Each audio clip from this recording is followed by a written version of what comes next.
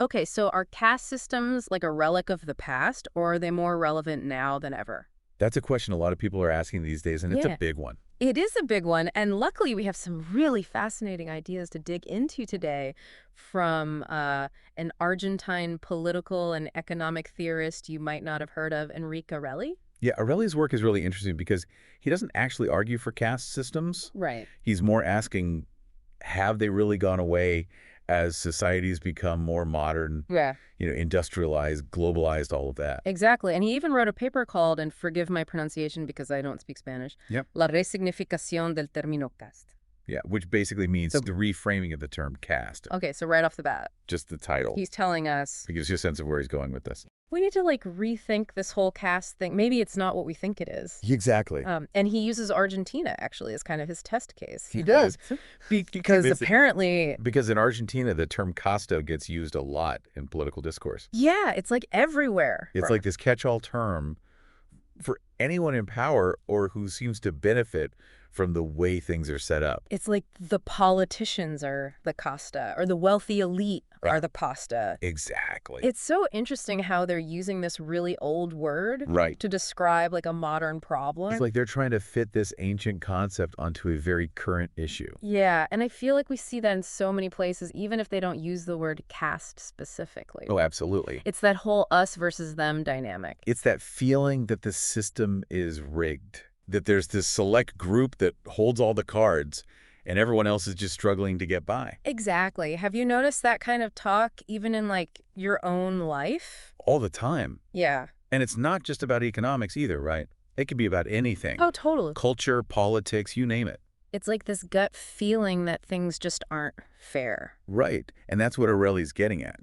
He's saying that while pre-capitalist societies had very obvious caste systems, peasants were tied to the land nobles, inherited their titles, everything was very fixed. Okay, so super rigid, everyone knows their place. Exactly. But then capitalism comes along and it's like, we're all about individual freedom.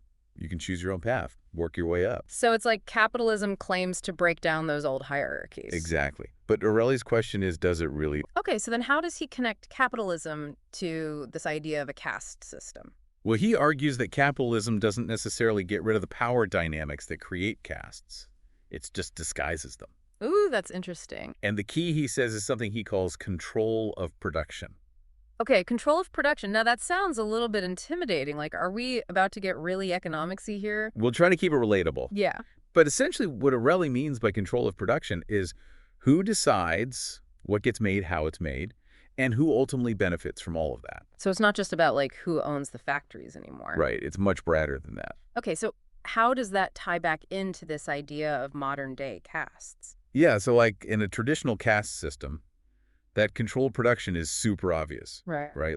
The lords own the land, the peasants work at end of story. Right, everyone's role is predetermined. Exactly. But in a capitalist system, Aureli's saying those lines get blurrier. Yeah. It's not always clear who's pulling the strings. Okay, so give us an example of how this control of production thing actually plays out in the real world. Okay, so let's say you're a young person today and you want to start your own business. You've got this great idea for an app or a new kind of clothing line or whatever. Okay, I'm following. You might think, hey, I'm living the capitalist dream. I can be anything I want. Oh. But the reality is, to even get your foot in the door, you probably need things like access to capital. Meaning money to get started. Right, or connections to investors. Which not everyone has. Exactly. Or maybe you need a really specific skill set that you can only get through an expensive education. So even though in theory capitalism says anyone can make it, the reality is the playing field is not exactly level. Exactly. And Aureli would say those are the invisible strings, the things that determine your chances of success even before you start. It's like some people are born on the first floor and others are starting in the basement. That's a good way to put it. And it's not just about individual circumstances either. Aureli argues that these systems of advantage and disadvantage are often reinforced by things like government policies, Total. social norms, Cultural narratives. even things like unconscious bias, right?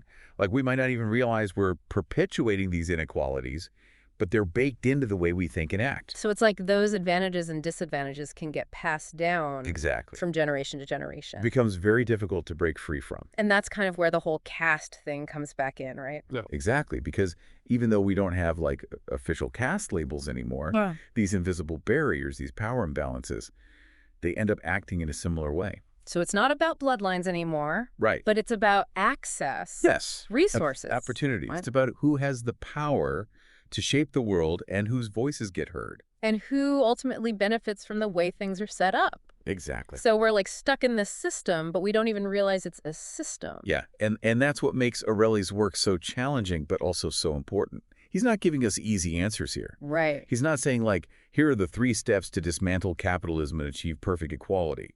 It's way more complex than that. Definitely. His main point is more like a wake-up call. It's about recognizing that these power dynamics exist even when they're not as blatant as they were in the past. Because if you don't even realize you're playing a rigged game, you're never going to win, right? Exactly. You might play your heart out and follow all the rules, but the odds are still stacked against you. So then what are we supposed to do with this information? Where do we go from here? Well, that's the million-dollar question, isn't it? Yeah. I think for Aureli, it starts with awareness. Like, Yeah. once we start to see these systems at play, we can start to question them, challenge them, and hopefully even change them. Okay, but how do we actually do that? Like, it still feels kind of abstract. Right. Well, I don't think there's one single answer. It's going to look different depending on the specific context, you know? Okay, so like different approaches for different situations. Exactly. But there are some general principles we can apply. Like, for example, we can start by questioning those narratives I was talking about earlier. The ones that say things like, anyone can make it if they just work hard enough. Exactly. Because those narratives often serve to justify inequality, you know? They make it seem like if you're not succeeding, it's your own fault. When actually the system itself might be setting you up to fail. Exactly. And another thing we can do is support policies and organizations that are trying to level the playing field, Yeah. you know? Like, what kind of policies are we talking about here? Well, it could be anything from strengthening social safety nets to investing in early childhood education to promoting more equitable access to healthcare. So basically anything that helps to give everyone a fairer shot. Exactly. And it's not just about government policies either. We can also support businesses that are committed to social responsibility. Oh yeah, like buying from companies that pay their workers a living wage or that prioritize sustainability. It's exactly. Or investing in community development projects that empower marginalized communities. So it's about putting our money where our mouth is, basically. Exactly. Yeah. Because at the end of the day, real change requires action. Right. Yes. Definitely. Well, this has been a really thought-provoking deep dive. It's definitely given us a lot to chew on. For sure. And hopefully some tools to start dismantling these systems of inequality. Yes, we've just scratched the surface of Aureli's work here, but if you're interested in learning more, we've put together a list of recommended readings on our website. You'll also find transcripts, show notes, and all our other deep dives there too. So keep those questions coming, keep those conversations going, and we'll see you next time for another deep dive.